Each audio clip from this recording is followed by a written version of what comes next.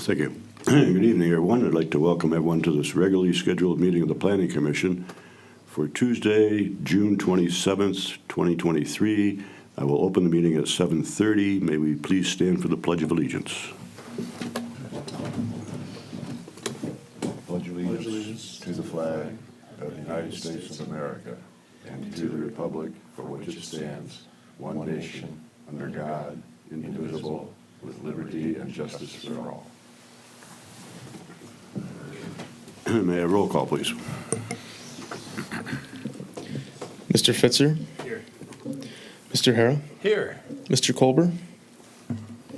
Mr. Kucera? Here. Mr. Nushai? Here. Ms. Redmond? Here. Mr. Scott? Here. And Mr. Solomon? Here. Thank you. Thank you. Agenda item number 4 is approval of the agenda. The approval of this agenda in front of us. Does anyone have anything that they'd like to change? Seeing none, I will simply approve this agenda. And we'll move on to agenda item number 5, which is approval of the regular meeting minutes from June 13th, 2023. I'll make a motion to approve the meeting minutes of June 13th, 2023. Second. Motion support. Anybody have any changes, corrections? I just think it was worthwhile that Nick brought up that we shouldn't be talking about master plan discussions through a Google Drive, that we should run everything through him. Everybody okay including that in the minutes? I think it was an Open Meetings Act provision. I mean, the minister's bullet pointing general things for the agenda. That was a comment for your guys' awareness. It was a good one. Okay, if we're all happy with it, I'll take roll call, please. Mr. Hara? Yes. Mr. Kucera? Sure. Mr. Nushai? Yes. Ms. Redmond? Yes. Mr. Scott? Yes. Mr. Solomon? Yes. And Mr. Fitzer? Yes. All right, thank you. Thank you. Agenda item number 6 is public discussion, items not on the agenda. Anyone from the public wishing to speak? People can talk to us through that, right? They can, Yeah, if they join What? audio. Yeah. But seeing no one there and seeing no one here, I will then close public discussion. We'll move on to agenda item number 7. It's the master plan, public engagement discussion. There's no motion required for this. It's just simply a discussion.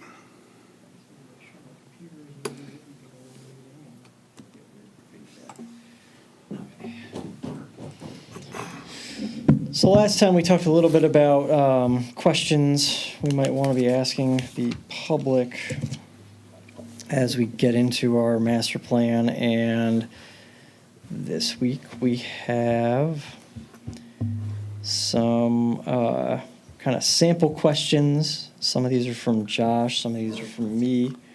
They are on page 10 of the packet. And we can kind of go through them, see what you think of what's in front of you, and then how we might add to it or modify some of it to better serve our purposes. So we have a few background questions to lead off. So one, trying to ask people what best describes their home. So you're a renter, you're an owner, you live in a detached home, you live in an apartment, and kind of what's your living arrangement like? How many people are in your household? That also speaks to your living arrangement. So are we in a small household? Are we in a large household? Do you have children? That obviously might color people's perceptions of certain issues. And then an age range for the actual respondent.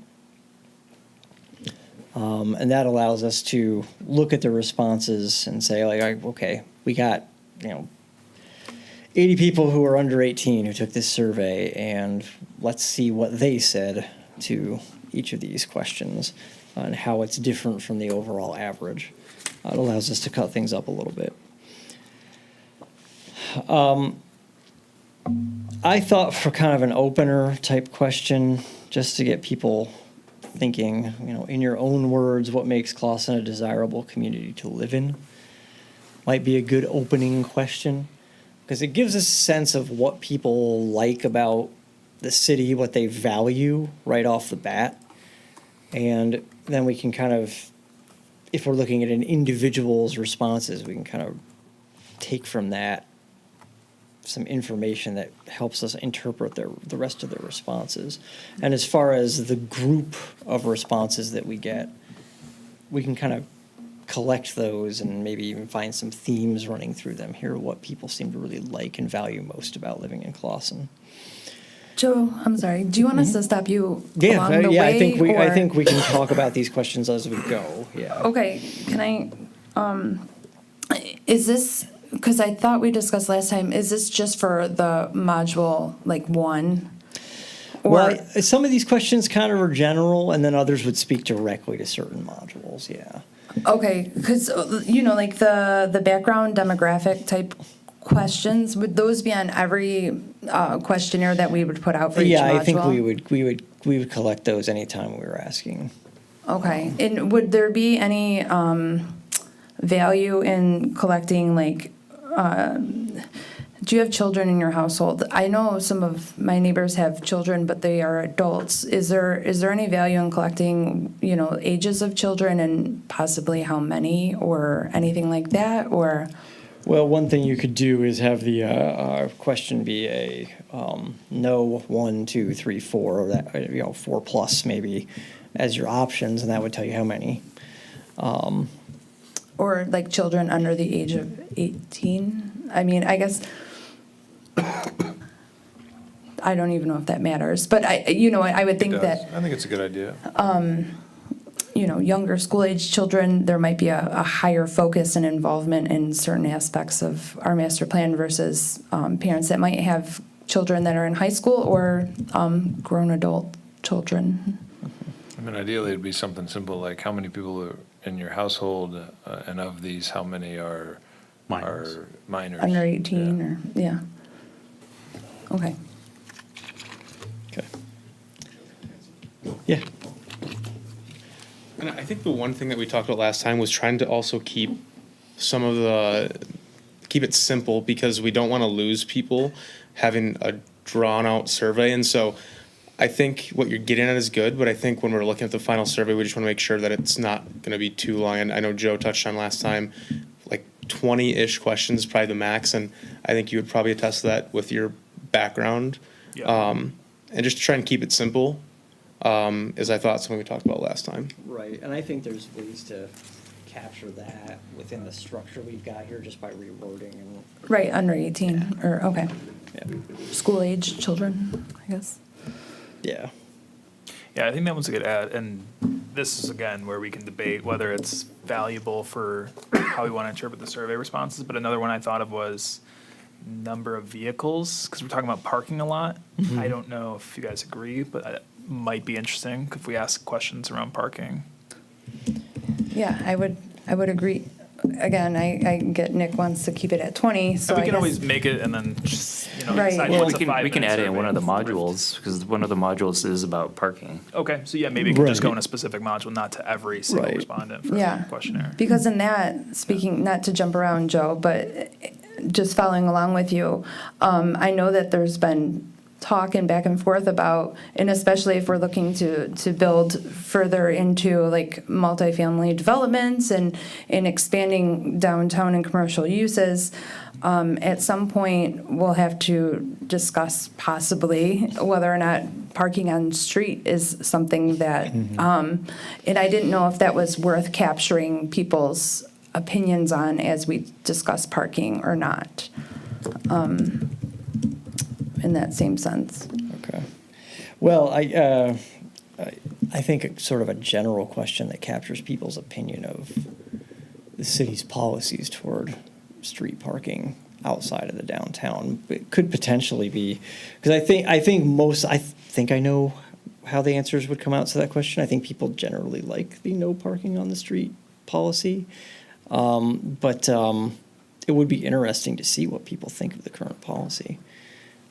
I see it debated on. Oh, it is Yeah. debated, Yeah. Pretty definitely. much the new people that come to town and aren't aware of it, they get Yeah. one or two tickets and they Yeah. want to do away with it right away. Right. Right. I think people who live closer to downtown probably like it more than people who live further from downtown, because if you get like a major event or something, the spillover can't go past a certain point in the evening.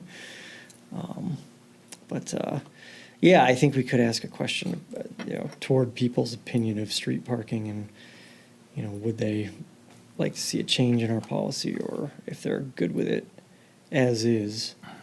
I think that would help inform us for even discussions we had with certain developers that want to change our parking. Right. And how we have to consider those things specifically to our, city and how it is. There's also, when we think about the number of questions and how they're grouped in things, there's a difference between a question that asks how many people live in your household and a question that asks people to, think about how they would describe something. They can, in seconds, go, oh yeah, I have 2 people in my household, bing, and they're moving on. The other question takes a little, processing and a little bit of time. So I think there's less cost to adding a couple of very simple questions than there is to adding more complex questions. So I guess that's another thing to keep in mind. I'll show you a couple questions on another survey we've built in a minute so that you can see some of the functionality of what we're doing. Joe, with the burnout in mind, I know you haven't specified yet and gotten into it, but I was wondering with the next one, if it would be worth it to, instead of having people do math, have a percentage amount that they can allocate. Like, I would love to see 50% go to infrastructure, but only 10% go to art projects, or would that, and I didn't know if anybody else had thought of that at all, but I thought for my ease of taking it, I could easily break it down in percentage, but taking a budget and trying to reallocate dollars might be a little bit more difficult, Yeah, that's something I can look into. I'm not sure. I don't know if you guys It, know what it I'm may talking just be a about, matter but- of changing the qualifier from a dollar sign to a percentage symbol. I'm not sure. I'd have to look at that. I know we can do dollar amounts, but if we can do percentage, I'll look into whether we can do percentages. I actually like the dollar amount. Do you? Well, yeah, if you make it small amounts, a small enough number that it's easy to do in your head. All round number too. Right. Yeah. Yeah, and I guess, well, the only thing I worry about that is, is it going to be a completely arbitrary number, or is it going to be a number that we've looked at past budgets and said, well, we've spent about this much money, and because then are people going to say, look back at our CIP or use that as a gauge Well, as I to. would think it would be just a proportion, it's to get a proportional answer, right? So you Proportion, say that's why I suggested, yeah. $100. Well, exactly. $100, how would you spend that? $100 is an obviously fictional number. Right. So I think that, and it's a useful, people can break down 100 pretty easily. Okay. So that's usually the kind of number that they zero in on. And that's also percentage, right? If you do Right, and that's- 50, Could be Because either way. $100 is not going to fix the road, but so I just didn't know if people are going to look at it as like, well, what is? I don't know. You know better than I do, so Right. that's why I thought percentage. But yeah, and we can give people some background about, here's what a Clawson City budget generally is every year, but for ease of simplicity, we're going to ask you to break down $100. okay,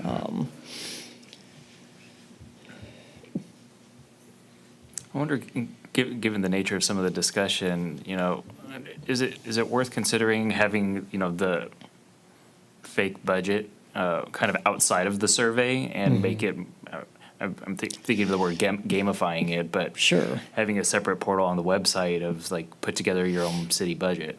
Yeah, I think there can be a couple things that are separate, and that's one potential thing that would be separate. There's a cool map thing that we're trying to figure out if we can use it with the version of this thing that we've got. That would also be separate. So we definitely could do a couple things that are independent and that are a little more, gamey, I guess. I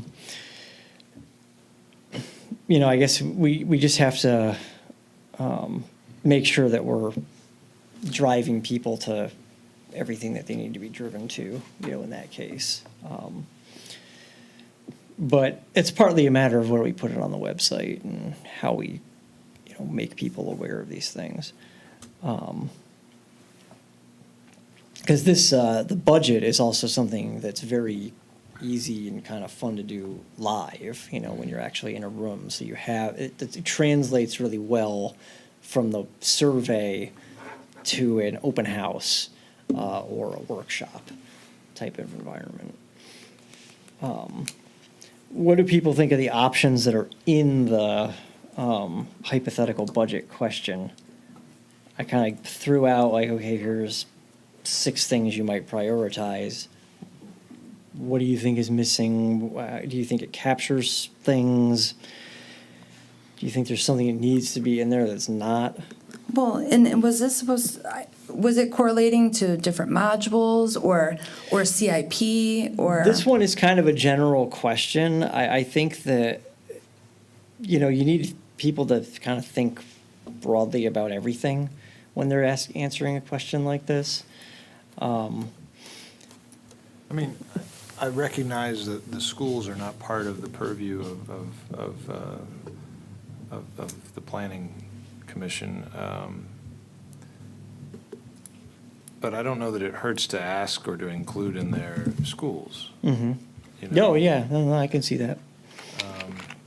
It may be that a majority of residents think that should be our number one point of investment as a community, not necessarily in the particular taxes that we pay to the city. Yeah, it's a good draw. It may be that people with certain household compositions think it's the most important thing, and people with certain other household compositions think it's a lot less important. Right. Yeah. I mean, My issue today is I feel like we think it's a totally different taxpayer that takes care of the schools, and it's just a whole nother thing. Don't even talk about schools, and it really is part of us.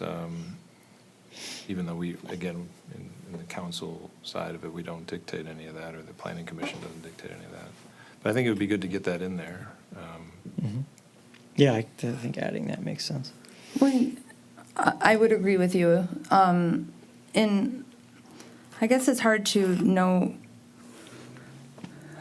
is that going to be our only, is this specified to a certain module? I would say that it might be worth it to pick each module and have different identifiers within that module, but that's just my opinion, because there's nothing, I get improved parks and recreation can mean maybe even library or certain aspects of the CIP that we look at, but I feel like there's no way to capture it all there, right? Sure, yeah.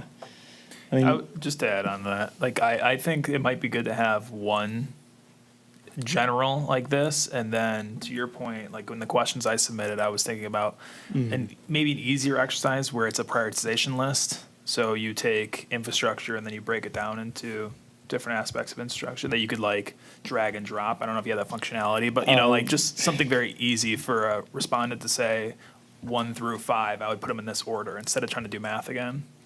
Within a module, of course, right? Right. So Yeah. if you direct your attention to the screen, here is a prioritization question that we're doing for Farmington Hills right now on their non-motorized plan. So we've got this question about bike infrastructure, and in order for casual bike users to feel more comfortable using facilities, studies have shown there must be some barrier or significant distance between moving vehicles and bicyclists. Which type of facilities are best to accomplish the separation of Farmington Hills? We have an audience for this question who is a little bit more expertized, so there's a bit more text than we would normally have. But what this allows you to do is say, I think the lane, barrier protected bike lane, number 1, the side path, number 2, and the lane striping with a vertical delineator is number 3, and maybe you've got some other that's your number 4 choice, and you tell us what it is down here. But then if you decide, oh, wait, no, the side path is number 1, you can just move it up. So it's pretty easy to edit your answer on the fly. But yeah, if you wanted people to prioritize 5 things, this is a very simple thing to do with this survey And platform. I like the picture next to it too. Yeah, you can add Yeah. images, you can do a lot with it, yeah. We've got some other, strongly agree, strongly disagree spectrum type questions. Some communities provide non-motorized paths on one side of arterial roads and sidewalks on the other side. This would be a good concept to pursue in Farmington Hills, and I could say, oh, I strongly agree with that. I could say I'm kind of neutral on it. You can just sort of slide this thing around, and you could ask a little set of questions like that, and it's very, very easy to tell us what your priority is.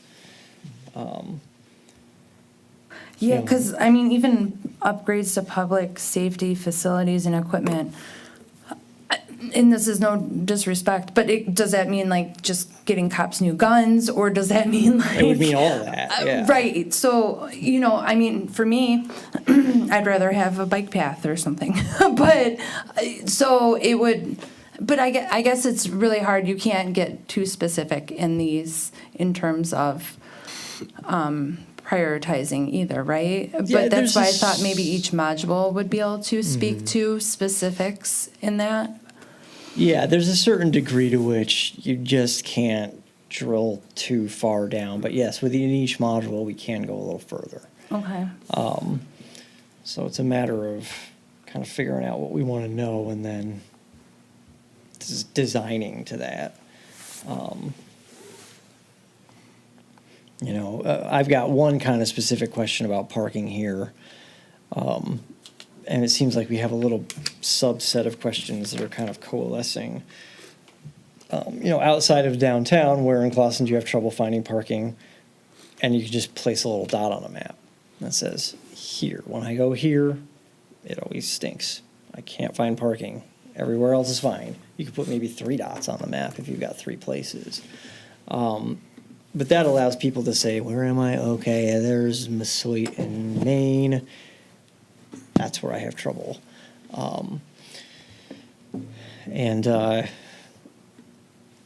Then we can take all that information, and if we've got a bunch of dots in a specific place, then we know, okay, this is an area we should be focusing on. Just to go back to the background questions. I saw in like the other surveys, we had included like how long you've lived in the city. Might be an interesting one. I would ask you, Joe, if you had any experience, maybe with like the sustainability survey, if you've looked at that, like, is there value in male, female, or those general demographics, around how much schooling you've had? I don't really know that it'd be particularly relevant. I think these ones capture the main points we want to do for what we have purview over. Right. But maybe the residency, how long you've been here would be interesting if I'd add other one. Yeah, how long the resident's been here I just actually know could that tell us it looked something, like all the yeah. other surveys had like a male, female, or maybe some education or something else. Right, But again, in an effort to not overtax the respondent, sure. if we're not going to use it, I wouldn't ask that we include it. I was just kind of curious if, in your experience with some of these, citywide surveys, if you've ever used it and found it Yeah. beneficial. Tenure in the city, we might have to word it like how long have you lived in / worked in, owned a business in the city Yeah. or something like That that. was another one, business owner versus resident was like another Right. qualifying question in a lot of these surveys, so. Right, yeah, exactly. Who are you? Business owner, resident, worker, visitor. I mean, Yeah. you might get a few people. It's pretty rare, but you might get a few people who just come here a lot and take the survey. Is it worth asking how long you plan on living here? I've seen that question asked on a lot of surveys. I've seen the question, have you thought about moving in the last 5 years?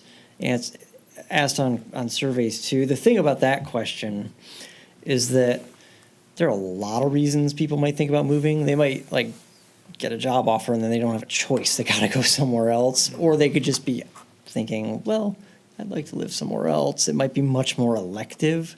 So it's capturing that aspect of it that becomes hard. How long do you plan to live here is an interesting question. I mean, a more direct question is how happy are you living here? Right. Are you really pissed and you can't wait to get out of here, or are you pleased with the city and you want to stay? And even if you are taking a job out of state, you would technically be leaving, but you would still have answered, how you feel. Like, if you enjoyed the city, you would say, yeah, I like the city, I want to stay here, but my job it's almost irrelevant why you're leaving at that point. It's just, I think it's good to know, where the people who participate in this survey, where they're at, in terms of their relative, happiness with the way the city is run.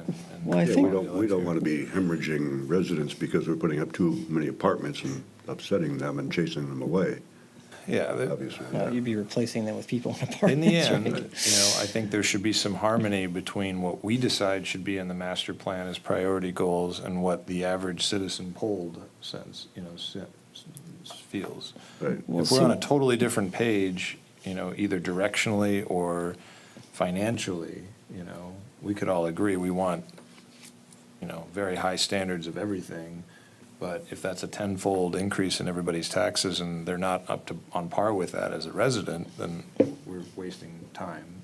So, those kind of questions, I think, to calibrate us and harmonize us, I think, serve a purpose.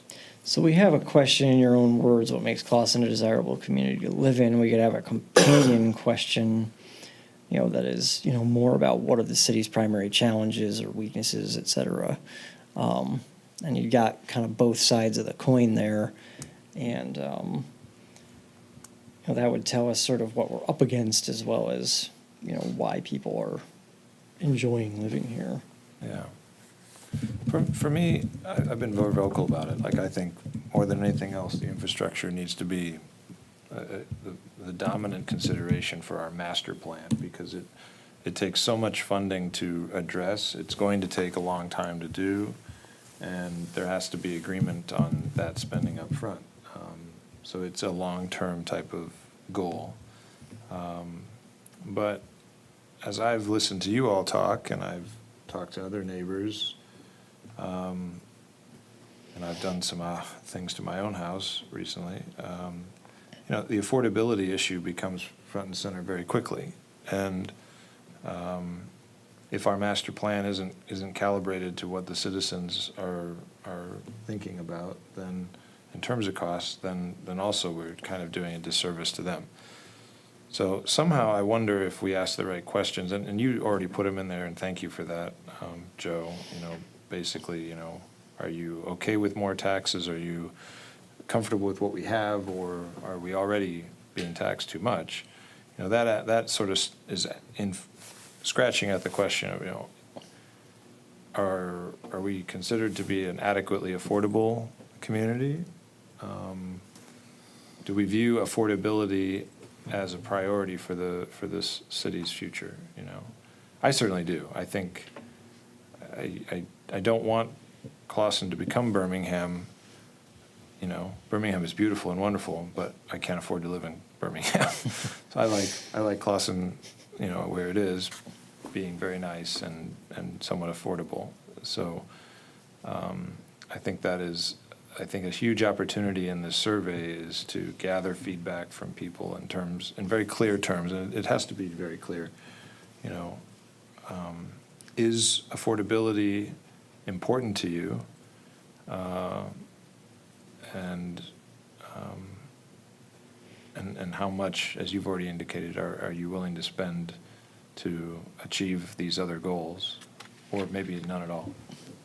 Yeah, if you saw in the 2021 community budget survey, the last slide did have how would you be willing to pay for your priority services? And I was shocked to see that 23% said they would pay more. That's not what I would expect, but, you know, we can ask it a different way, but that is interesting. It's semi-recent results. You know, I think the prioritization list or the budget exercise will help at is infrastructure, you know, again, everybody aligned with, I would spend more on this, but not, I don't know, sustainability or something like that, even though those kind of go hand in hand. That might help us get to like the next stage, but there's some interesting data on that one that I was surprised to see. And again, I think anything that comes out of this that educates the participant in terms of what the status of our roads is, what the status is of our debt services, what the status is of our waters, you know, mains, you know, I reckon a lot of people would participate in this and be like, I had no idea our water mains were that old, or I had no idea. Many do, everyone here does, I think, but many would not. And I think if you educate people into that, you ultimately get their buy-in and their support much more effectively. But wait, is that the point of this, is to educate and get buy-in, or is it just to get a general response? I mean, it can be a byproduct of this kind of outreach, that you get a chance to put some information in front of people to contextualize the questions. So just within the context of a question like, most of our sewers are this many years old, how much money would you spend more on sewers? Is that what you mean? Something Or like that, yeah. Okay. Given the fact that our sewers on average are 80 years old or something like that, or our water mains are this old, or we've had this many water main breaks this year, you know, would you be inclined to support, you know, infrastructure improvements to that? Okay. The complexity of that one too is I have no idea what the comparison is for other cities, right? Yeah. So then you For gotta sure. educate people on Right. like, is that good or bad, you know? To me, I mean, it sounds bad, of course, but it's tough to say, and I don't think we're that different. yeah, Certainly in, you know, the other 12 towns. I'd be more worried about the drinking water and stuff too. Yeah. Yeah, I think drinking water, in Michigan in particular, has a thing with drinking water after, you know, some recent Right. problems in certain cities, so it's kind of on people's minds, so.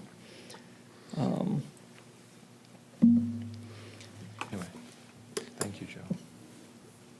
So I also have some questions that are kind of economic development related here. You know, what services and businesses do you typically leave Clausen for? And a companion, what services and businesses would you like to see more of in Clausen? Because they might be different lists. People might leave Clausen for their cannabis, but they don't want the cannabis in Clausen, for instance. I thought that was a good question. Yeah. It'd be nice to have their opinion, what they're looking for, but our hands are tied as to what businesses are. Well, coming yeah, in. we can't say to a bakery, hey, well, come on in, people want a bakery, Yeah, but. that's what I was thinking. Can we overlay a map for Right. zoning would be the only benefit, I think, of that type of question. Because I think in my questions, I was trying to get at that, but I didn't know how best to do it with the constraints of the survey to say, man, I'd love to see this type of business in this area, you know, is it downtown or is it one of the corridors or whatever, I don't know. Yeah, So I'm well, not sure if there's a way to do We that. had like meat markets back in the 50s and even in the 80s or 90s, I think we had a steak place up on 14 Mile Yeah. that were selling, and it didn't seem to last for some reason. And I for hear me, a it's- lot of people say that they'd like a place you can go in and buy meat or steaks Fresh or produce. fruits and vegetables, Yeah, a stand. But we can't force that issue on anybody, you know. Sure. But we can, like we said last time, there are things we can do if there's a drive and a place to fit, we can accommodate certain parkings and ordinances in that zone that might best accommodate that type of business in order to drive or not, right, Joe? I mean, like, I'm assuming that's what you're trying to get at with those questions is future, you know, especially when, I forget, we were talking about future land use and things like that, in development practices. What we want here, we'd be looking at how we address parking and just Right. general site plans. And we can talk about the flexibility of what we permit and where to, and, you know, maybe there are things that people are identifying that are important to us that we can then say, all right, well, that's typically this many square feet. Here's where we have buildings that have this many square feet, so that might be where we put that, thing if people really want to have it in town or something like that. It does give us some chances to kind of evaluate what's listed in our zoning ordinance and how we're addressing it in terms of terminology and things too. Right, we might not even have that as a listed use, right? Because our Yeah, listed uses right. might be outdated, or it's a business that doesn't need 20 parking spots, so we know that it can be put, in a Right. certain area, like, that doesn't have a lot of parking, that is on street versus, Right. yeah. Yeah, well, and I mean, it's an era where brick and mortar has undergone a lot of difficulties, and people are looking for different approaches and different, combinations of things in the same space that we never used to think about. Like we were having a conversation about laundromats that also have coffee shops and bars and things in them, and we found like half a dozen of them examples in like 10 minutes, just like with a few people doing like web searches. And so just, thinking in terms of that kind of thing where we don't necessarily know what's coming down the pike. I wouldn't have thought of putting a coffee shop and a laundromat together, but somebody did in Tokyo, and somebody did in New York, and somebody did in somewhere in Michigan. Yeah, east side of Detroit.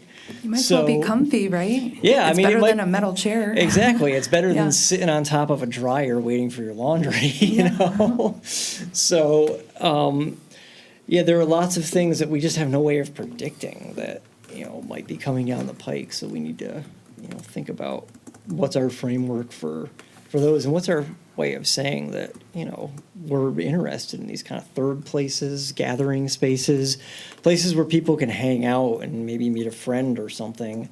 In an era when we probably do too much of our interaction with our friends through one of these instead of actually seeing them face to face. And that's a big complaint that a lot of people have, is that we've lost a lot of our that this is a term in planning, third places. And it's those places that are not your home or your workplace where you can go to see people. And I think about like my childhood. I grew up kind of out in the country, but it wasn't too far to go into Manchester, Connecticut, to the Borders, Books and Music, which had a coffee shop in it, and they had poetry readings, and there were places where you could listen to music, and there were places to sit all over the place. And you could go there and you could hang out with your friends, and it was a nice, welcoming place where you could do multiple things. And there's been a major contraction in those spaces as things like record stores and bookstores have kind of gone away over time, and they're all kind of making a little bit of a bounce back now as people have kind of realized what's been lost. But nevertheless, there's still far fewer of those places than there once were. So any kind of other place like that where people could actually make social connections, it's probably something that's desirable for a community. Maybe within certain limitations, but nevertheless, in general, if you're giving people places to socialize that they wouldn't otherwise have, there's a lot of studies that show that loneliness leads to higher mortality rates. So if we can decrease people's loneliness, we're probably doing a health service to our citizens, right?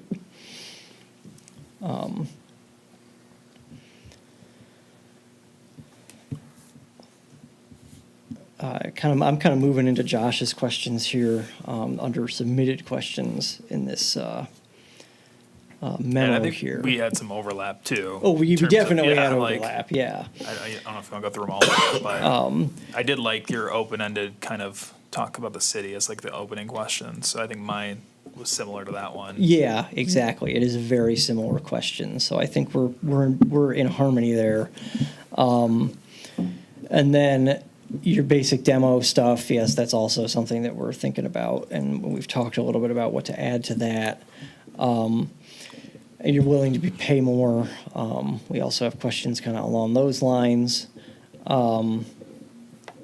Prioritizing and rating.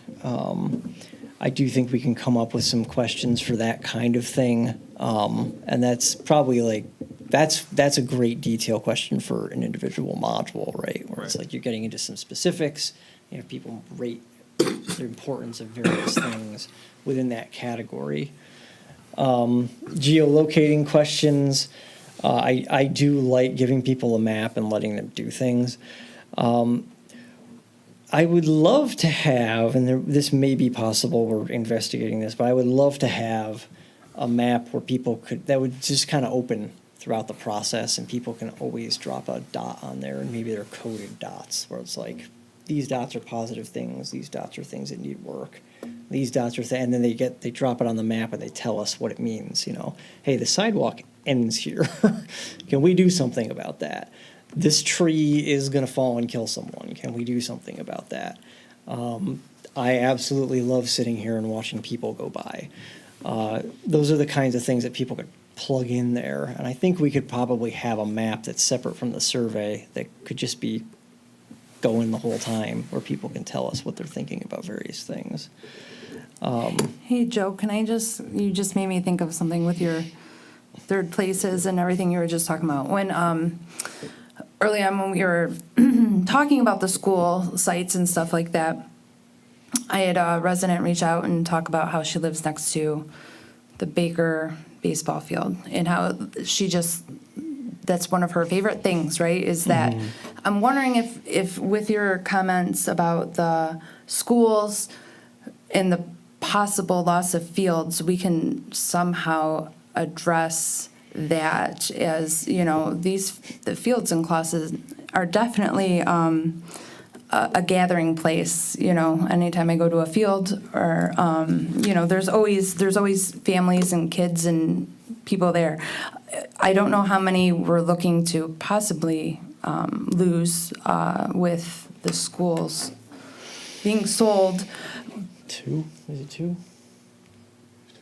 I think it's two, yeah. To baseball fields? Two, I think it's two baseball fields, yeah. There's And also then a soccer field, There's though. also a soccer field, or like general field that can be used for Possibly two soccer fields, though, right? Because, I mean, Depends on the size of the people playing soccer, I think. all right, well, little people. Little people fields. Yes. So that's possibly about 4 fields then, right? You probably roughly, yeah.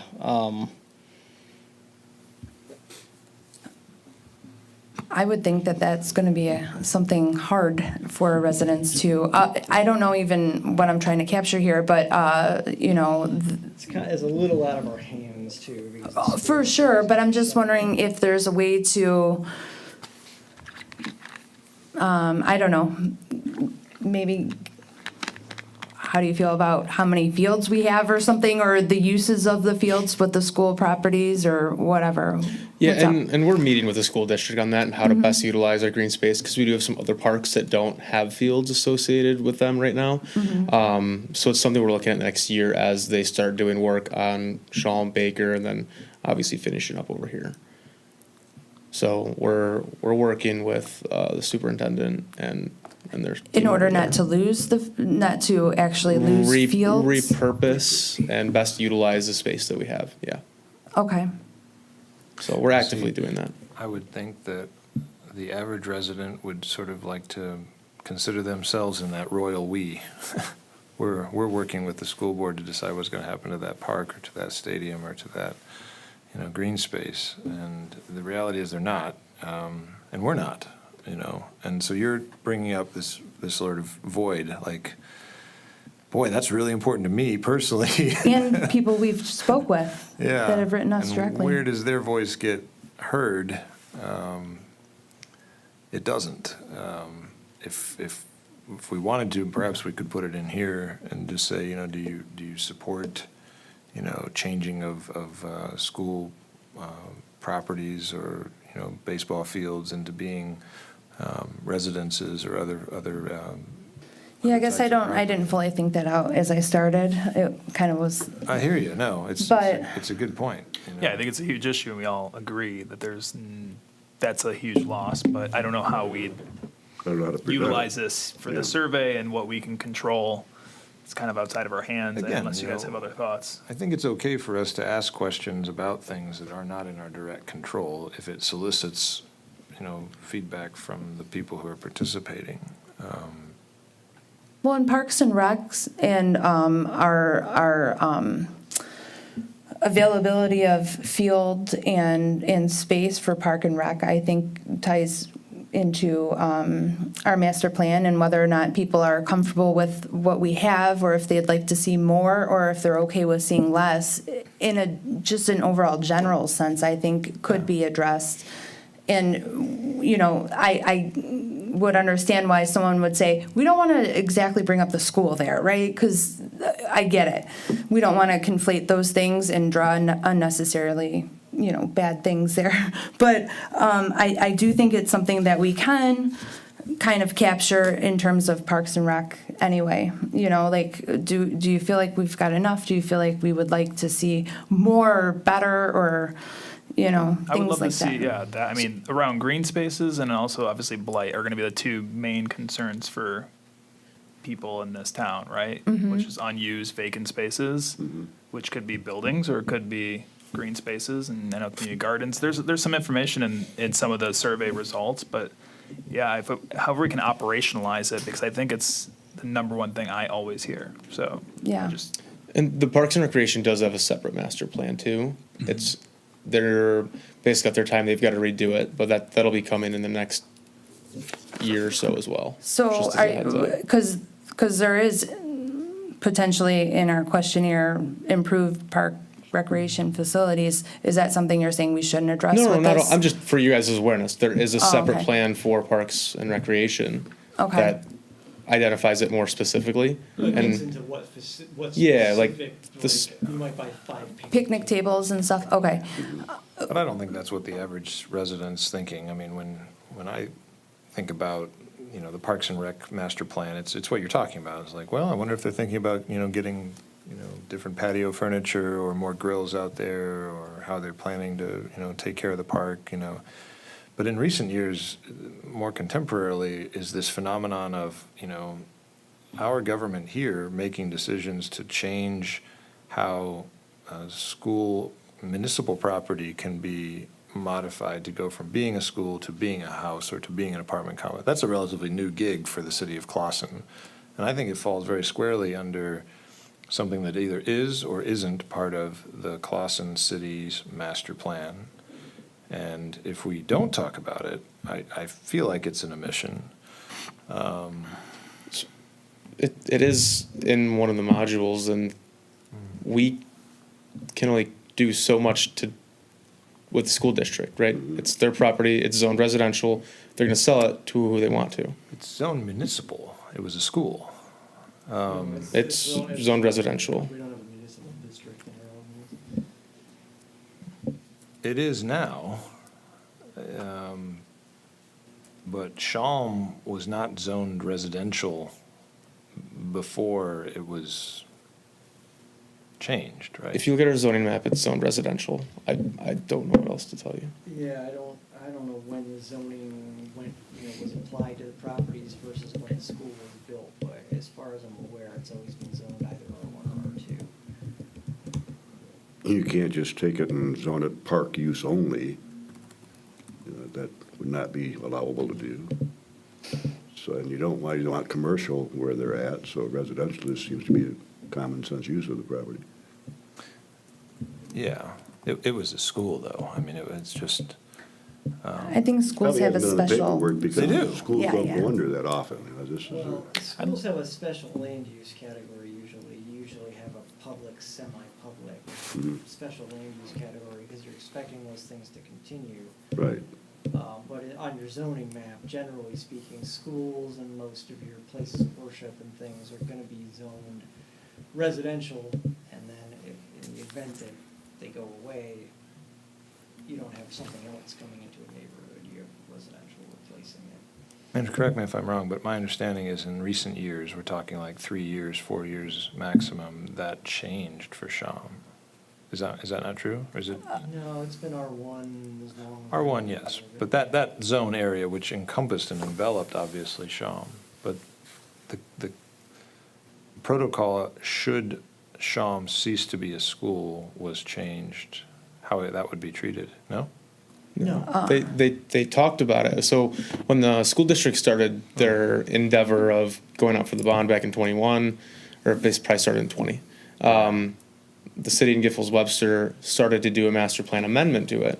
And that was just looking at what could potentially go on that site. Now, that never ended up formalizing, never got approved by the city or anyone, but they did do public engagement on what would best go there. And I mean, it's residential. That's the thing.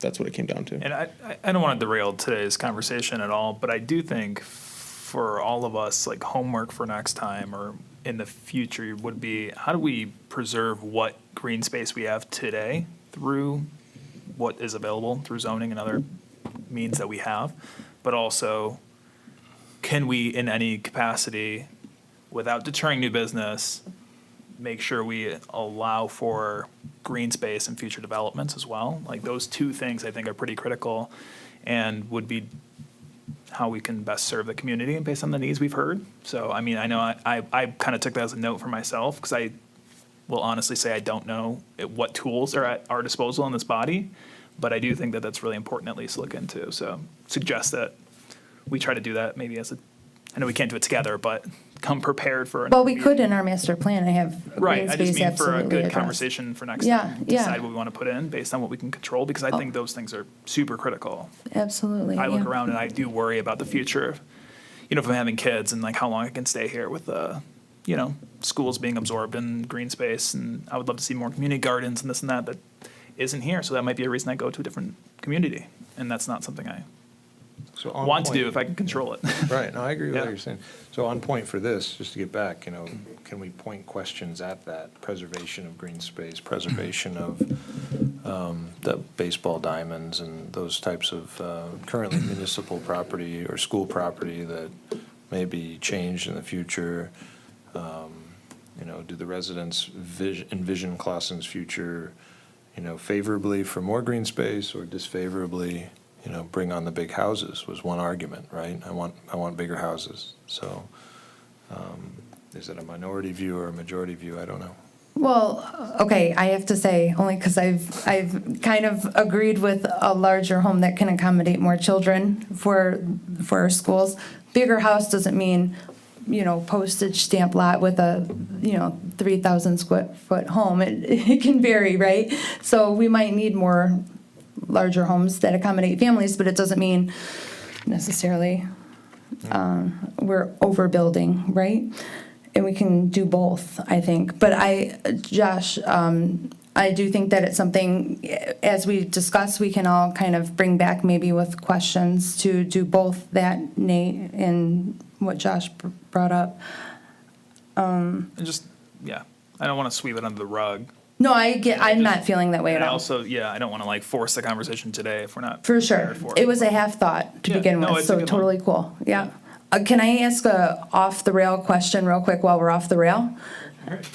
So, is there a place or maybe even Nick or someone that could maybe send us some of the recent surveys that have been taken so that we can have a context to maybe the parking study or the sustainability? I know we went over that, but I know that there's been a lot of ones that we've kind of talked about, or even the infrastructure in the sewer thing. Is there somewhere we can go to access that, or somebody that can send us the most recent surveys throughout the city? Nick sent a couple.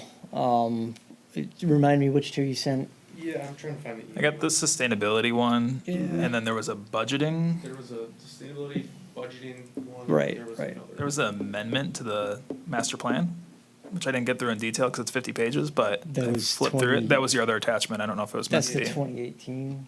It says 2021 master Oh, plan 2021. amendment. Okay, that must have been the one 2021. we did in 2021. I looked at the other survey results because they were a little briefer than this document. Sure. Wanted to get that in front of you. No, it was helpful for sure. I and must have referenced missed that. Was that It was a note, or an email from Nick. I don't know what date it was. June 22nd. June 22nd? When I Okay. responded, I asked for it, and I think it triggered Nick to respond. Okay.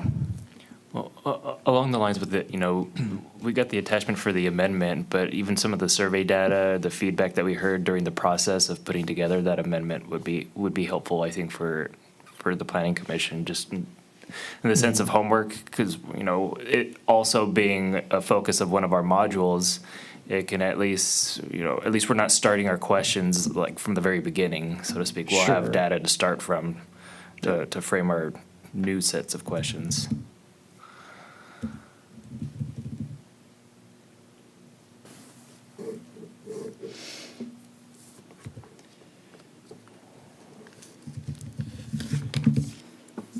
What just happened?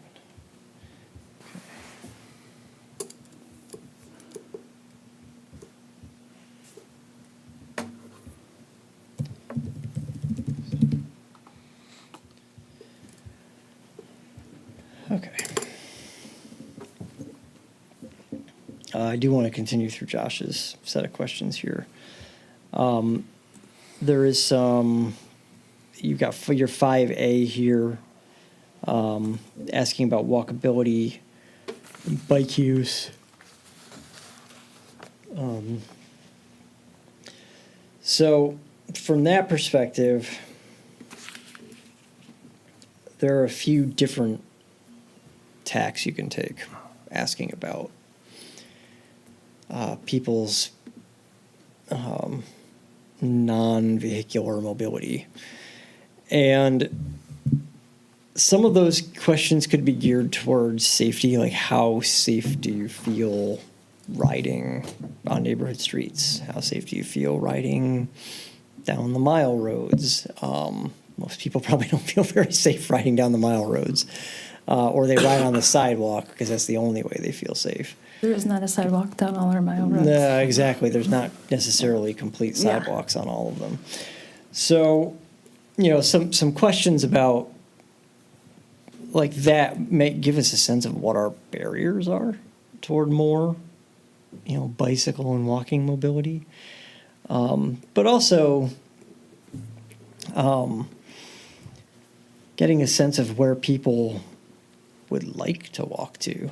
You know, where do they feel that it's difficult for them to walk to now might be another thing that could have some value to it. And that could be a geolocation type of question where it's, you know, what are some places you already walk to? What are some places you'd like to walk to? Or bike too. Are we or- going to yeah, or put bike and or ride in bike the same too, thing? yeah. I Yeah, think well, so. and that's what I was thinking when I read yours is there's some people that like, I like to ride my bike to the gym, but it's not necessarily a recreation or to work, right?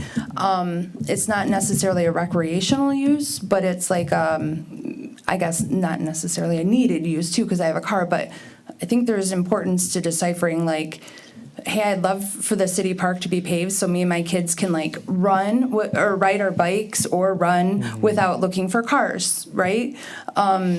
Those are both, it'd be great if 15 Mile could be, you know, finished off with the sidewalk, but those are two different uses, right? Is there value in capturing those things, I guess? And I know we're trying to keep it 20 questions, but also is there a way that someone could say, bike use isn't important, skip to the next section? I don't know. Yeah, I think that's relevant. And also, I Right. kind of, this one I feel like would fall into a different category, like a module specifically. Sure. Yeah. than like a Yeah, oh, general. yeah, right. Yeah, I do think that it's a more specific set of questions. Another question, you know, we're talking about parking. One of the things that I know some of my friends have mentioned over the years about, you know, why they don't bike to various places more often is there's nowhere to put the bike. Yeah. You know, there's no bike racks anywhere, or, you know, you've got to find a, you know, telephone pole to tie your bike to when you get there. So that could potentially be a barrier if people don't feel like when they get there, they're going to be able to just easily drop their bike somewhere in the vicinity of where they're looking to go. So that's definitely something that we could build into that.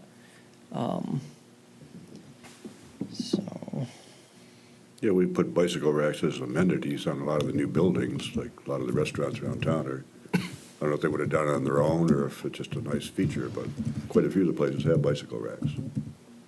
Yeah, well, and then from a zoning perspective, is there a way that we can incentivize more bike parking? Or do we need to require more bike parking in certain circumstances? You know, there's Or even identify, because really silly me, I went to 54, I rode my bike to 54 West, and I'm like, oh, there's no place to park my bike. But I know now that there was actually a place to park your bike on Main Street sure, there. yeah, But yeah. like, I wasn't thinking of that there, right? I don't even know if that would make sense in something to do with the DDA, where they could maybe even in their map put certain identifiers, right? Something that I think, we probably don't need a question about it, but something I think we could call attention to in the plan update as an implementation item is more wayfinding signage for people, Because one thing that helps build a bike network in, a town like Clawson is if you're going down Selfridge or something, and you see a sign that says, hey, it takes 6 miles to bike from here, or 6 minutes to bike from here to, wherever, Main and 14 Mile or something. That makes it a little more legible for people. And, you'd have to think about what your wayfinding signage network looks like. You've got places you're directing people, so you need to identify what those are. It's kind of its own type of project, but it's something that we could highlight a need for. And that type of system would include that sort of, you get into downtown and it's like there's bike parking this way and that way and over there. Right. And, maybe you even have some sort of color scheme or something that, you know to look for the blue and there's a bike rack, Well, yeah, and I know the DDA has maps in most of our downtown businesses. I don't know, maybe they already do identify bike racks there, but it would be kind of cool if they did something like that too. I know, Sure, yeah. wrong meeting, but yeah. Can't you tie your bike to those steel people that are out there? That's on the other side of 14 Mile. But I think we're getting I don't more think my of those. chain's quite that long to get around one of them. Yeah. It's not non-motorized, but in terms of alternate modes of transportation, I started thinking about, what about asking questions regarding public transit, bus? Do we have enough bus stops? Not enough? Access to bus stops? And I see we have a last mention of EV charging stations under the sustainability, but that got me thinking too on, I guess, maybe thoughts on EV charging infrastructure and availability of.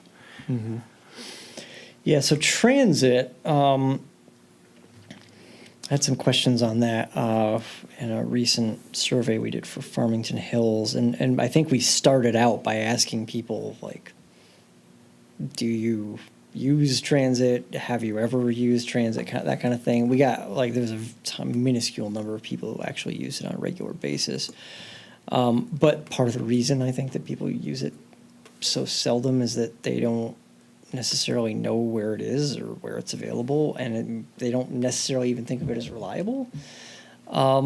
Because I think it's sort of baked into our attitudes about the region that we live in that, oh, this isn't a transit place, we don't have transit. So unless you really need transit, a lot of people just don't even think about it. Like the idea that you could take a bus from here to here and actually get there in about the same amount of time as if you took a car, I just don't think it even enters people's minds a lot of the time. But yeah, I do think that we could ask some questions about transit. And, one of the things that I've noticed a lot around the area is that a lot of the transit stops are just a sign. And there's no other indication that someone might wait there for any amount of time, because there's no shelter. There's no, over in Lathrop Village, there's a couple where it's literally a leaning sign next to a drainage ditch, and there's nowhere to stand at We this have bus stop. don't we have one out here? We have a couple, Yeah, yeah. we have a couple. There's definitely We have one south of stops here. 14. I mean shelters though. Don't we have shelter Yeah, enclosed. stops? Yeah, there's a couple. okay. But Bench with a roof over those it. are only in certain places. And Oh, okay. Other stops, unless you kind of know to look for a bus sign, Yeah. you might not even be aware that there's a stop there. You just see the sign, and it's a sign that doesn't relate to you, so you kind of just blow right by it.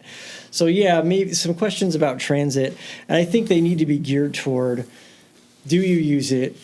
And if you don't use it, what would make you more likely to use it, and see what people tell us. Because I know that just from the stats that I'm aware of, we have fairly low transit usership here. And I would be interested to know if there's something that would move the needle for people and maybe make them start using it or at least consider it, or if it's just kind of a lost cause for a lot of people, and maybe we need to put our energy elsewhere. Do you happen to know, I know in the last ballots, the county voted on passed a millage to expand SMART. Do you know if there's any plans, or does Nick know if there's any plans for SMART to do something different in Clawson or within our area? Not at this time. Okay. I think they're still trying to figure out what they're doing. Yeah. How did the millage do in Clawson? Do you remember? I don't know the numbers. Okay. I Yeah, do think we voted in favor. yeah, I remember seeing that. I'd be curious to know by what margin. We could figure that out.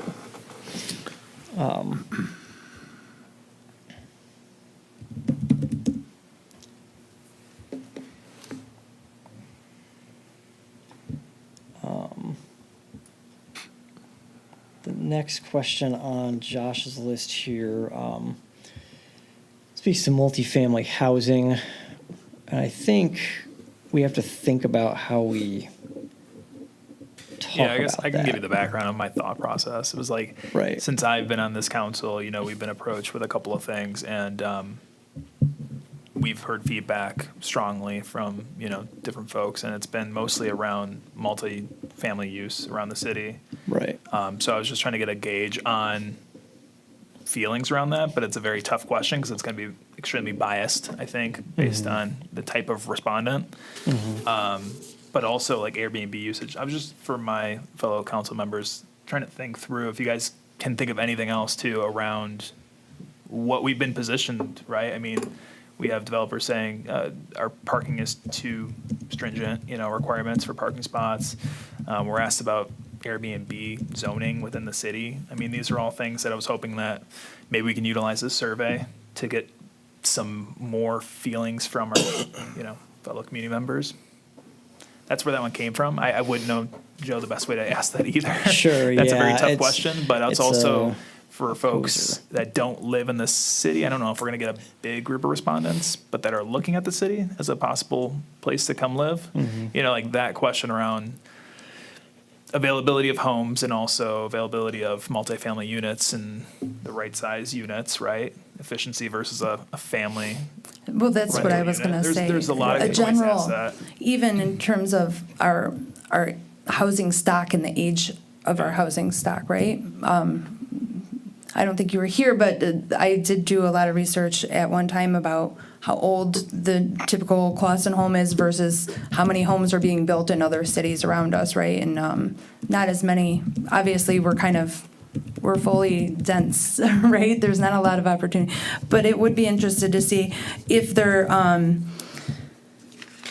does seem to be a shift more towards people wanting those efficiency units, or someone that's like, look, I'm looking for another place because there's just not enough 4-bedroom homes in Clawson, kind of thing, to just get a gauge of the housing stock. That's in kind of general. what I was thinking. Like, what if there's a more general question you could add that would encompass some of those things? Like, the question would be, if you were moving into a different home, what would you be looking for? And some people might say, oh, I want something smaller, something closer to the action. Some people might say, oh, I need something a lot bigger than what I've got. That might give you kind of an idea of people's directionality. Where are they going? Oh, something similar, or something with less maintenance, or something. People might have a lot of different potential responses to that, but it could at least give us a sense of, what respondents are thinking about in terms of their future, even if it's not their immediate future. Like, my next home might be, something that's more community oriented, where I'm part of a senior community and I've got a community center and I can go down there and play cards every night, kind of thing. Joe, yeah, it's going to be hard to do a ton with some of these questions, right? Because, Right. well, and we might get the same respondents for every single question. Is there going to be a question that asks if you filled out the other surveys or no? Like, will we know if it's the same exact people in any way that are responding or how? Yeah, I mean, I think it might be structured as one survey where certain questions are accessed Oh. by answering a certain way, and then we're not like dealing with multiple surveys and trying to get Okay. people to take multiple surveys. So we want all this in 20 questions, the Well, whole master plan in Yeah, I 20 thought of it questions? Necessarily. like the general question group would be demos plus anything that we want everyone to respond to. Right. And then you have the option, say that takes hopefully no more than Right. 3 to 5 minutes, right? And if you're willing to give another 5 minutes, you can go into a certain module that's most interesting to you. So Right. you're getting an engaged audience. And then we'd be pulling from hopefully like a live group of engaged folks. Like if we go to a PTA meeting and we're asking about the school board, or if we go to, Hunter and talk to senior citizens, like we can try to focus on filling out surveys that are, with the right audience. But like for the general folks who just go online and see a link, I don't think we want to overburden them by asking 5 modules that end up being 20 minutes. So you have like a general 5-minute, this is what we want to get from everybody, and then options to go on and select. And this is, Joe, I mean, this is your thing. I was just, Right. that's No, from my that's survey pretty taking much experience. what I was Yeah. thinking too. Yeah, exactly. So they would choose like what, from our modules, like what's most important to you? Or how would they get? They would have the option to just answer every module, yeah, every bit of more specific questions, but they can also skip ones that maybe they just don't have Oh, okay, much so would they be investment in. faced with like, here's the different modules, they can click on them, or would they have to go through all the questions I to have to skip? figure out how we would structure it, but I think they would be able to see, here are some focus areas. If you're interested in this, click here and you can answer more questions on that kind of thing. So, I don't want to get us too far off path, but what are we looking for in our general distilled, this is what we need questions that are going to be 20 questions or less, I guess? Those are going to be we might include your general budget allocation question in there just so that we have a sense of like a broad umbrella sense of how people are breaking that up. But otherwise, they're your background questions, and then you're kind of open-ended, like what makes Clawson a desirable place to live? What do you think Clawson's major challenges are? And that way we're hearing from everybody on those questions. And then we might even have certain ones that lead you into a module that are out there kind of available to answer for that group of people as well. But then Would I you think do we the can say- interactive, you do the interactive ones there, like the interactive drop your pin here that we were discussing in the general ones, or? Depends on the question, but possibly, yeah. And then, I was also thinking that we might be able to have a map that's just a general thing that people can go to anytime, and they can go to it over and over again if they want to, if they have another thought, like, oh, I can put a dot on the map and say this about it. So they can do anything like build a park here, finish the sidewalk here, or Right, like yeah. anything, almost like a Sims I've seen kind it of work like. well where it's like they're like truncated. Like Yeah. if you Right. have like Okay. parking and then you have like, I don't know, shopping and other, like if you have like specific icons, you can kind of drag and drop that are exactly. truncated. So this icon is for things you love, and this icon is Sure, for things yeah. you're not so fond of, and this icon is for things you'd like to see. And then you look at the map, and it's like, oh, all the blue icons are things people would like to see. Let's see what they said. Oh, all the orange icons are things they're not very fond of.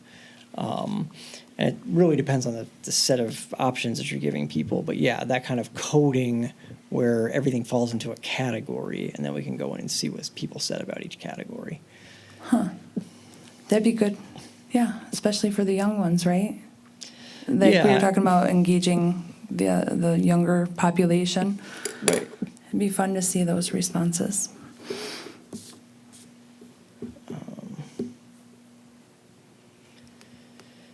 Yeah, and then as for sustainability, that can be its own little module of questions as well.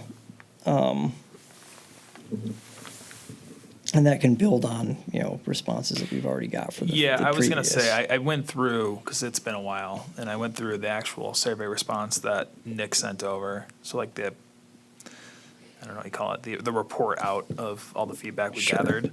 And I think a lot of that is captured, but like, this would be nice now to take the framework we developed, and we have 14 goals, and we Right. have, that would be a good prioritization, right? To determine Right. out of those 14, we're likely not gonna get 14 into, you know, our master plan, but we might wanna do top 3 or something like that. So what are most people leaning towards in that Right. sustainability space? And it'll probably overlap with infrastructure, but it might be something else interesting we didn't think of. Right. Yeah, yeah. Yeah, we could draw from those framework goals and have people do some prioritization there.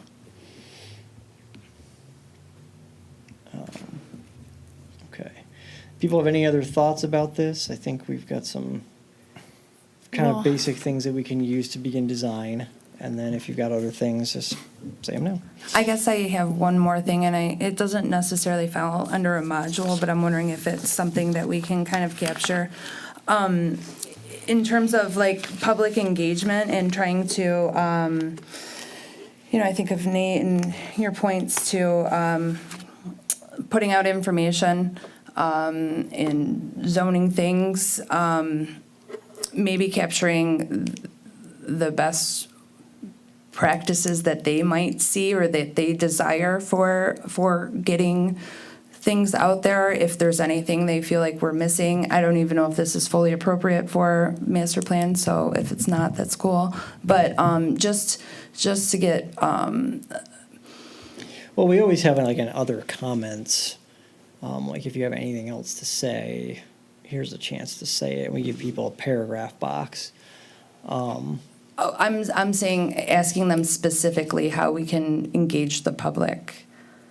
Maybe I'll take a stab at this. Do you mean like proactively? Yes, within like, how do you feel like we're, you know, in terms of informing you or engaging you in even this discussion itself, this survey itself? Are there ways that we can engage people that we might not see?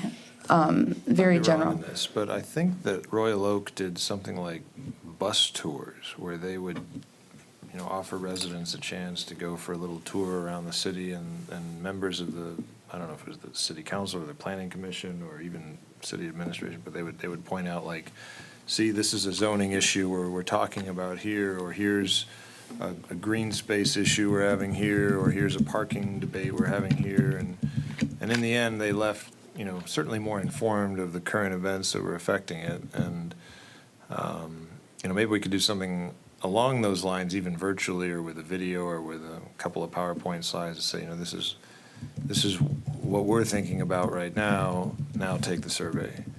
Oh, yeah, well, I was just, I meant as a question within the survey. I mean, I like that. Yeah. That's fun too. But just in terms of, do you feel like we're engaging you enough? And are there ways that we can engage different members of the community I see that what you you're might saying. know that we Of don't? engagement. Different sorry? different avenues of engagement. Right, within the survey, like a question within the I gotcha. survey. I'm So sorry. you're not talking about engagement. When you say engagement, you don't mean engagement in this particular survey. You mean like follow up. What are we doing with this? Yeah, like how we How does can the in the master plan- future engage them in our future, like when Gotcha. we're looking to have open houses and things like that, just like Sure. maybe there's something that How we don't would see you out prefer there. to receive information from your local government? Right, do you or feel like we're Yeah. informing you enough? Do you Enough feel like, information, too much, not enough, you know, like those type of questions? yeah, Yeah, that could be beneficial, for sure. thanks. I That don't know was- the best way to do it, but yeah, I get what These you're, are I think I just get what you're thoughts. trying to get at. right? Yes. It's like, how do we go forward and better engage everything that we do here, you know, and keeping them updated, but also making sure that we do have better feedback loops. Yeah, So, the people that we want to target that to are the people that aren't going to be getting it in the first place, unfortunately, 'cause right? you're I mean, But, probably but you getting a will hear a lot of very- people that, you're getting a biased audience, Yes, right? for of sure. like, that these are the folks that do everything within the city, but there's. but a I lot of doubt people they'll that be don't. like, no, you're doing everything right, I'm here taking the survey. Yeah. So, to be Well, fair. on all sides, and I think that's good. Like, Yeah, yeah. I'm sure they know certain blind spots, right? Well, Yeah. I don't know. They might not be, you might not really have a good frame of reference for who has been reached. maybe we can ask a question. How did you hear about this survey? Yeah, right, There you yeah. go. That's actually very cliche, but I. No, that's think it might actually a work. good question to Yeah. ask, though. Somebody forced me to take on the street. It's probably a response. My only silly question is under submitted questions, number 1, what do the letters NPS stand for? National, or The ones that I put there, I was thinking, yeah, Net Promoter Score is like a general top-line metric that most companies use to get a basis of like how they're doing. And it's typically, would you recommend? 1 You know, through 10. 1 through 10, and then they create a score based on that. So, I figured out what it meant basically. I've just never heard that acronym before. yeah, it could be corporate lingo and then market research background, but it was more that general top line metric of like just before you even ask the survey and get into details, it's like, Yeah. what do you think about this company, or would you recommend this company? And then they ask you very specific questions about their Right. billing process or their app or Right. whatever, you know. It's So like a qualitative opener Yeah. for your more quantitative questions. yeah, so it's a yeah. 1 to 10 rating scale question, and that's usually an open-ended, like, you know, give me feedback on how why likely are you, rate us that. how likely are you to speak positively about Clausen? Right. 1 through 10. 10 being very positive, 1 being very negative. Yeah, exactly. Okay, thank you. We go further with it, or? 10? Good, thanks. I had a general question. I've heard the survey talked about in terms of number of questions and duration, how long it's going to take us. Is there does 20 questions equal 5 minutes in the sense of this, in this survey world, or? It really depends on the type of question. Like, Yeah, you mentioned right. like qualifier background questions can take 10 seconds, right? Right. Okay. You know, am I male, female? That's, you know, but if you're asking them to fill out and write a response or think about a money exercise and budgeting, Right, yeah, so 20 is kind of like a general guideline, but we're not, it's, if we're at a few more than that, and there's, some of them are quick questions, we're probably okay, you know? We can test that. Yeah, exactly, we can test it, Yeah. right. I would suggest we test it. Yeah. With some friendly folks first. And then Yeah, right, roll it out. exactly, yeah, you can always have a test period where you just, okay, that gives us a sense of how long it's taking people, and maybe we need to adjust here and here. Okay. Okay. And you'll be capturing those statistics, right? How long it takes someone to fill out the surveys? Yeah, yeah. Yeah, we'll know. And also, you'll see, you know, how many people answer each question. So you might have like a question that people just consistently skip because they're like, oh, I don't know. So you might have, you know, 386 responses are answering the first question, and then there's one question somewhere in the middle that has like 112, and it's just because people just don't really know how to engage with the question. That happens on pretty much every kind of survey. You know, any non-required question, some people will skip it. You never quite have the same number of responses to every question all the way through. Would you take that as, maybe this is more for Josh, like someone just doesn't understand? Because I could see even in infrastructure, right, we know what it is, but some people might not know what it encompasses, especially if we're Right. gearing towards younger generations, even with I think certain. we'd call it water, sewer, and roads, not infrastructure. Oh, okay. Because when I saw that on there, that is something I thought of, like, some Yeah. people might not even answer that, thinking, Right. I don't know what that means. Right. So, yeah, in general, would you consider that something, well, there must have been a word people didn't understand, or they just didn't care, or there wasn't even a response that they agreed with? Like, is there something that you chalk that up to when you go over surveys? If there's- Sometimes it's evident. Right. And sometimes it's really not. Sometimes it's kind of a head scratcher. I Like, was going to say, how can you infer without? right. Yeah, you don't know if it was too complicated, too much time, or just Right. didn't apply to them. Right, exactly. I definitely would look for like any complete drop-offs. Like if there's just a question, everyone's just like exiting the survey altogether, then we know we made them mad, or we it became too much. Well, and with the open-ended questions at the end, would you be, I guess it would be hard with the planning commission, seeing as how a lot of people don't even know what we do here, right? But would there be value in capturing, like, do you feel like there's opinions that you would like to express that this survey has not been able to capture, or? Yeah, I mean, Joe mentioned like Other. like anything else you want to add before Yeah, completing the okay. survey? Yeah, you always have to have that Yeah. I as think an option. that's good to have. I don't know if this is a discussion for this, but we really haven't talked about the avenues of engagement they're going to be using. Is that for another discussion at another time? In terms of how we're Yeah. reaching out. How are we going to get it out? How are we going to get Right. these responses? Yeah, that Yeah, is can you go over like, something. yeah, maybe the structure of like step by step? Because I know we're moving to like an every other week cadence, or I'm sorry, every other meeting cadence for like focusing on master plan. Is that still the case? And then, Well, for the most part, but I think when we have an opportunity, like if we don't have any site plans, we just talk about the master plan 2 meetings in a row. Yeah. Yeah. so like, do we have like I don't know, like one of those nat charts that says like weeks by week, like we want to complete the survey by this date, and then we want to go live this date, and then, Yeah, I mean, we do That have might our be interesting. Gantt, and probably needs to be updated a little bit, but yeah, we've given it thought about how we're going to get the message out. So that's something that I think we just need to kind of articulate for you guys. Yeah. We just haven't had a chance yet.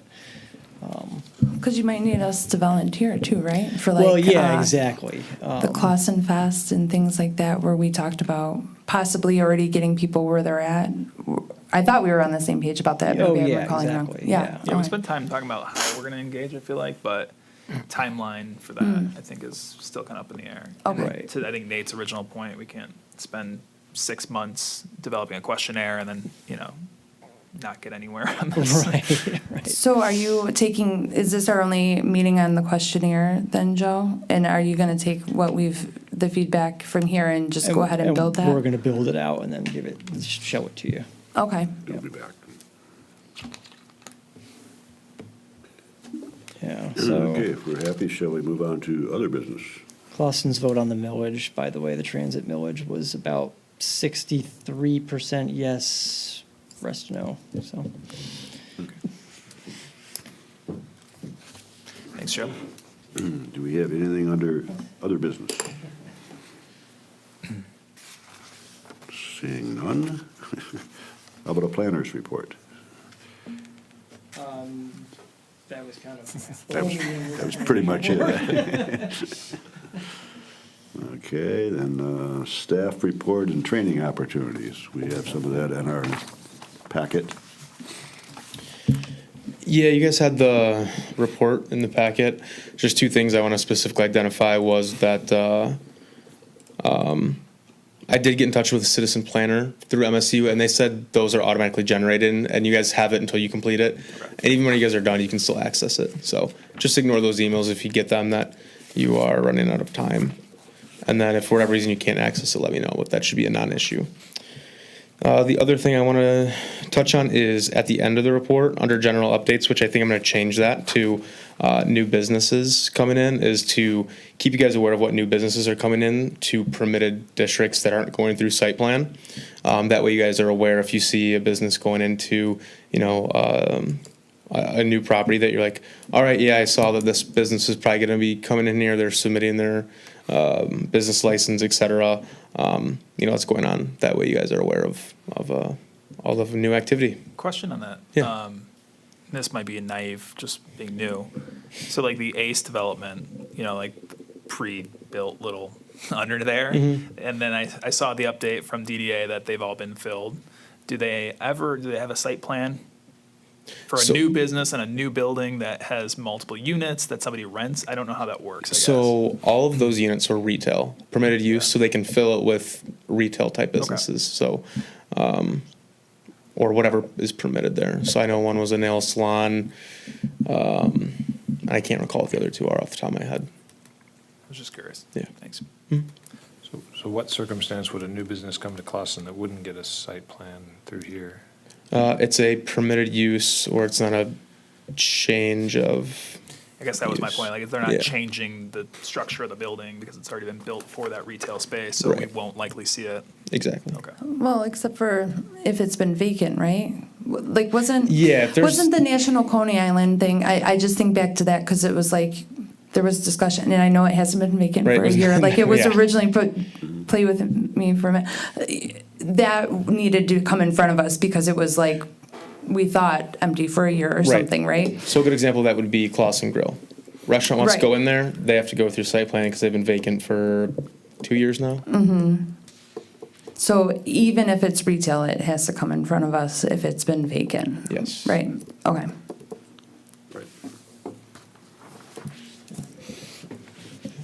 I like that idea, Nick, because sometimes I do feel a little lonely when people on like Facebook know Yes. what's going into a building, and I'm like, oh, shoot, I didn't even know that was happening, and I'm on the planning commission. So Yeah. I do like that idea. And on that note, something I'm working on too, as I'm getting more comfortable with how things operate, is I want to make some type of portal webpage on the website that has all that identified and like kind of show progress for all of our site plans going on. It's just, since it's not critical, it hasn't been a priority, but by the end of the calendar year would be a good goal for that. Cool, Yeah. Great. That'd be nice. yeah. On your TCO disclosures, thank you for that. Is it possible to include like a hashtag, how many times it's been renewed? Yeah, I mean, the 905 that was extended, Brian was there, I want to say, earlier this week, and they're all set.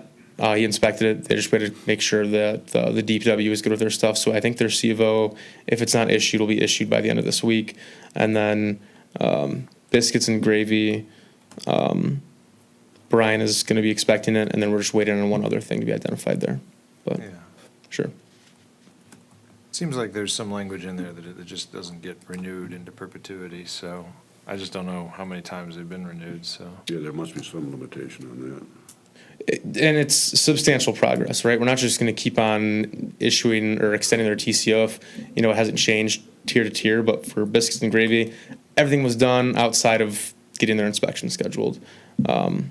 So if we come back and, their grass is cut, that's the only thing that's been changed in a laundry list of things, we're not going to extend it. at that I didn't point. want to get into the weeds on it, I just Yeah. thought, it's good to know that it was extended or renewed. If you just have a little indication there, how many times it's been renewed. We'll get concerned when we hit double digits. I'm kidding. Kidding. I don't think it honestly changes anything if we get double digits, but just for awareness. Does anyone else have any questions? Nope. All good? Thank you. Okay, number 11 is legal update, but we don't have an attorney, so I don't see we're going to have any legal update. Before I ask for an adjournment, I think this would be a good time to, same thing that the council does, if anybody here wants to make any comments before we close the thing down.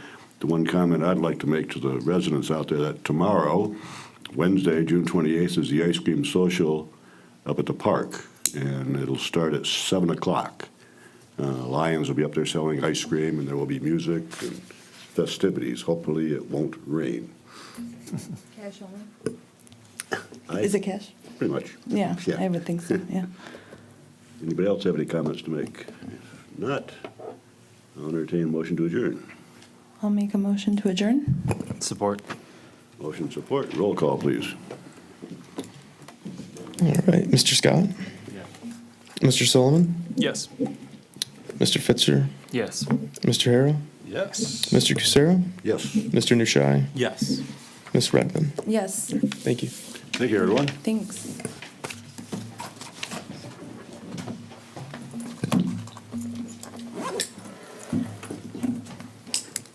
Yeah, the Lions are working on a kiosk. We used to work Oh, are they? Because I remember going to the park Yeah. once. We did a lot with And I didn't know. NPS. Yeah, it's like A the lot. easiest, like frontline metric. Yeah. It You know used to what, be a I went to competitor, a JD concert, Power. and they're like, Like, Yeah. company used to run it Like, they don't because someplace we're like super